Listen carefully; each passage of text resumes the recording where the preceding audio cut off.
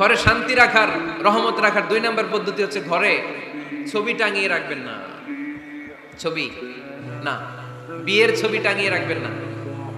মৃত আব্বা আম্মার ছবি বাধাই করে টাঙিয়ে রাখবেন না। নেতা নেত্রীর ছবিও টাঙিয়ে রাখা যাবে না, এটা নিষেধ। রহমতের ফেরেশতারা আসে না, ঘরে ঢুকে না।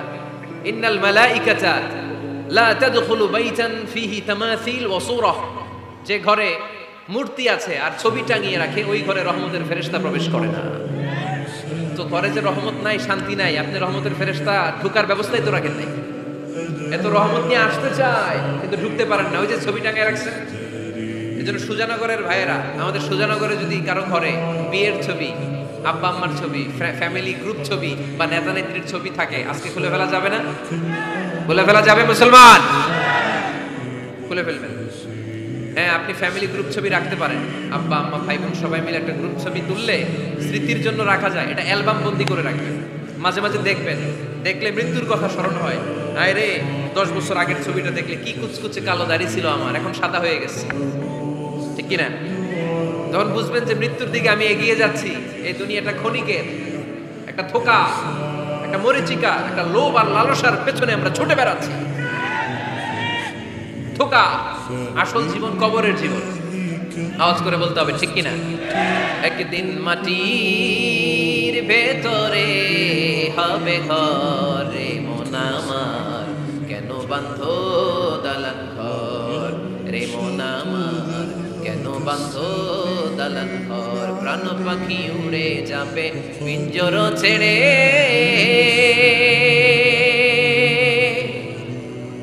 ধরা ধামে সবই রবে তুমি যাবে চলে। বন্ধু বান্ধব যত, মাতা পিতা দ্বারা সুত, বন্ধু বান্ধব যত, মাতা পিতা দ্বারা সুত, সবই হবে তোমার পরে মন আমার, কেন বান্ধ দালান ঘর। একদিন মাটির ভেতরে হবে ঘরে মন আমার, কেন বান্ধ দালান ঘর। ঠিক কিনা? পুরাতন ছবির অ্যালবামগুলো খুললে মৃত্যুর কথা স্মরণ হয়। আহা, দাদা পাশে বসা ছিল, আজকে দাদা নাই। নানারা নিয়ে একটা ছবি তুলে অ্যালবামে রাখছিলাম, আজকে নানা নাই। বাবার সাথে ছবি ছিল, আজ বাবা নাই। মৃত্যুর কথা স্মরণ আছে না নাই? প্রয়োজনে আব্বা আম্মার সাথে বা নিজেদের ফ্যামিলি গ্রুপ পিকচার তুলতে পারবেন, এটা অ্যালবাম বন্দি করে রাখেন, কিন্তু টাঙিয়ে রাখা যাবে? রাখবেন আপনারা? অনেকে কুকুরের শো পিস কিনে, কুকুরের, বিড়ালের, কুমিরের শো পিস কিনে শো কেসে সাজিয়ে রাখে, আছে না নাই? সুজানগরে বোধহয় এগুলো নাই, তাই না? হ্যাঁ, সুজানগরে এগুলো আছে না? এগুলো আপনি রাখতে পারবেন না, এগুলো রাখবেন না।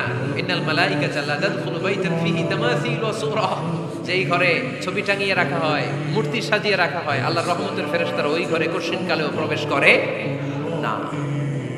তবে ছোট্ট মেয়েদেরকে পুতুল কিনে দেয়া যায়। কাদেরকে কথা বলেন?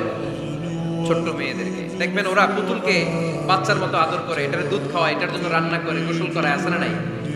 আম্মা জান আয়েশা রাদিয়াল্লাহু তাআলা আনহা পুতুল নিয়ে খেলা করতেন। নারীদের, ছোট্ট মেয়েদের জন্য এটা জায়েজ রাখা হয়েছে এই কারণে, কারণ কিছুদিন পরেই তারা মা হতে চলেছে, ঠিক কিনা? কেমন করে বাচ্চা কাচ্চা লালন পালন করবে, কেমন করে আমাদের আগামী প্রজন্মকে তারা গড়ে তুলবে, ওইটার একটা প্রশিক্ষণ খেলার মাধ্যমেই ছোটবেলায় যেন তাদের হয়ে যায়। এজন্য ছোট্ট মেয়েদের জন্য পুতুল দিয়ে খেলাকে শরিয়ত জায়েজ রেখেছে। চিল্লায় পড়েন সুবহানাল্লাহ। কত সুন্দর আমাদের ইসলাম! Check and balance, check and balance. কিন্তু ছবি টাঙিয়ে রাখা যাবে না। কুকুরের শোপিস, কুমিরের শোপিস শোকেসে সাজিয়ে রাখা যাবে, শান্তি আসবে না, জাহান্নামের টুকরা হয়ে যাবে ঘর। ঘরের ভেতরে গিটার রাখা যাবে না। গিটার চেনেন? হারমোনিয়াম রাখা যাবে না। ঢোল তবলা, বাজারে ঢোল বাজারে বাঁশি, আছে না নাই? ঢোল রাখতে পারবেন না। বংশী বাজায় কে রে সখী, বংশী বাজায় কে? বংশী রাখা যাবে না। বংশী মানে বাঁশি। এই বাঁশি, ঢোল, তবলা, হারমোনিয়াম, গিটার, এগুলো যদি ঘরে থাকে রহমতের ফেরেশতা ঢুকে না। আল্লাহ হাবিব সাল্লাল্লাহু আলাইহি ওয়াসাল্লাম বলেছেন, বুইসতু লিউকাসসিরাল মাযামির, ঢোল, বাদ্য, হারমোনিয়াম, তবলা এগুলোকে ভেঙে মাটির সাথে চুরিয়ে দেওয়ার জন্য আমি বিশ্বনবী আগমন করেছি। চিল্লায় বলে ঠিক কিনা?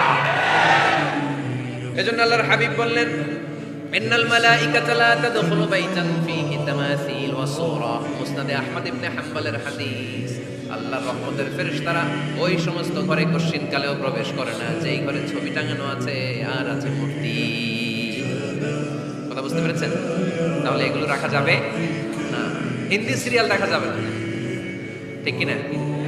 এমনও ফ্যামিলি আছে বাবা ছেলে একসাথে বসে হিন্দি সিরিয়াল দেখে, ইন্ডিয়ান নায়িকাদের কোমর দুলানো ডান্স দেখে, আছে না নাই?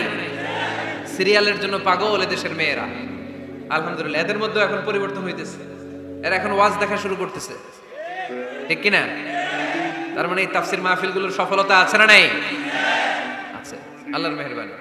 অনেক বোনরা বলে হুজুর আগে সিরিয়াল দেখতাম এখন ওয়াজ দেখি। আলহামদুলিল্লাহ করবেন না? হিন্দি সিরিয়াল দেখবেন না, অশ্লীল নাটক দেখবেন না। টেলিভিশনে হিন্দি সিরিয়াল, হিন্দি সিনেমা, অশ্লীল নাটক দেখলে রহমতের ফেরেশতারা ওই ঘরে প্রবেশ করে। তাহলে কি দেখবেন? টিভিতে কি দেখবেন বলেন? হ্যাঁ, ফিতা দেখতে হয়, ওয়াজ দেখতে হয়নি। আচ্ছা, টিভিতে আপনারা ইসলামিক প্রোগ্রামগুলো দেখবেন। রমাদানে অনেক ইসলামিক প্রোগ্রাম করে টেলিভিশন চ্যানেলগুলো, এগুলো দেখবেন। সৌদি আরবের সরাসরি লাইভ প্রোগ্রাম, এগুলো দেখবেন। জিওগ্রাফিক্যাল চ্যানেল আছে, দেখবেন। অ্যানিমেলস কিংডম দেখবেন, আফ্রিকার জঙ্গলে কত ধরনের প্রাণী পাওয়া যায়, সাগরের অতল গহ্বরে কি ধরনের মাছ আল্লাহ সৃষ্টি করে রেখেছে। সি ওয়ার্ল্ড আমরা জানি না, সাগরের অতল গহ্বরের রাজ্য কেমন। অ্যানিমেলস কিংডম আর জিওগ্রাফিক্যাল চ্যানেল, এগুলো দেখবেন। টক শো দেখতে পারেন, নিউজ দেখতে পারেন। এমন প্রোগ্রামগুলো দেখেন যেগুলো শিক্ষণীয়, নিজেকে জ্ঞানী ও আলোকিত করে গড়ে তুলতে সহায়তা করে, এমন প্রোগ্রামগুলো দেখবেন। আওয়াজ করে বলেন ঠিক কিনা? এর বাইরে হিন্দি সিরিয়াল, নাচানাচি, রূপবানে নাচে কোমর দুলায়া, আছে না নাই?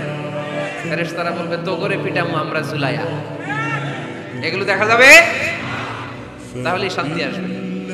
তাহলে সালামের পরে 2 নাম্বার যে ফর্মুলা জানলাম, ছবি টাঙিয়ে রাখা যায় না, ঘরে মূর্তি, কুকুরের মূর্তি, শোপিস রাখা যায় না, হিন্দি সিরিয়াল, অশ্লীল নাটক, গান বাজনা, এগুলো ঘরে দেখা যাবে না। এগুলো দেখলে আল্লাহর রহমত ঘরের ভেতরে প্রবেশ করবে না।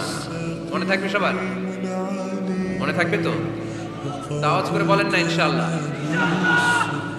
3 নাম্বার, ঘরে মাঝে মাঝে নামাজ পড়বেন। ঘরে মাঝে মাঝে কি করবেন? সহিহ মুসলিমের হাদিস, আল্লাহ রাসূল সাল্লাল্লাহু আলাইহি ওয়াসাল্লাম বলেছেন, তোমরা মসজিদে ফরজ নামাজের পরে ঘরের জন্য কিছু সুন্নাহ আর নফল নামাজ রেখে দিও। কারণ যারা সুন্নাহ আর নফল নামাজ ঘরে পড়ে, আল্লাহ তাআলা তাদের ঘরটাকে বরকত দিয়ে পূর্ণ করে দেয়। বৃষ্টি যদি হয়, কখনো বৃষ্টি, বাইরে প্রচন্ড বৃষ্টি, আপনি জামাত ধরার জন্য মসজিদে যেতে পারতেছেন না, তখন ঘরের সবাইরে নিয়ে আপনি জামাতের ইমাম হবেন। দরকার আছে না নাই? আপনি ইমাম, আপনার ছেলেরা পেছনে, মেয়েরা পেছনে, নারী পুরুষ একই কাতারে দাঁড়াতে পারে না, তো আপনি ইমাম, পেছনে আপনার ছেলেরা, এর পরের কাতারে আপনার মেয়েরা আর আপনার স্ত্রীরা। পারা যাবে না? ছেলে মেয়ে যদি না থাকে, হুজুর আমি আর সে টোনাটুনি সংসার, তাহলে টোনা দাঁড়াবে সামনে, টুনি দাঁড়াবে পেছনে, একসাথে দাঁড়ানো যাবে? আমি আর আজকে সভাপতি লিয়াকত ভাই দুজনে মিলে যদি জামাত করি, একসাথে দাঁড়ানো যাবে। আমি এদিকে, লিয়াকত ভাই আমার ডানে, ঠিক কিনা? তো টোনা টুনি যদি দাঁড়ায়, টোনা দাঁড়াবে সামনে, টুনি দাঁড়াবে বরাবর পিছনে। মাসালা বুঝতে পেরেছেন? The family that prays together stays together.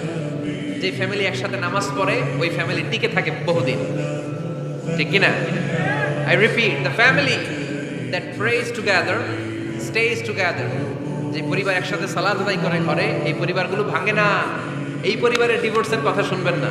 এই পরিবারে আছে শুধু শান্তি আর শান্তি। চিল্লায় বলে ঠিক কিনা?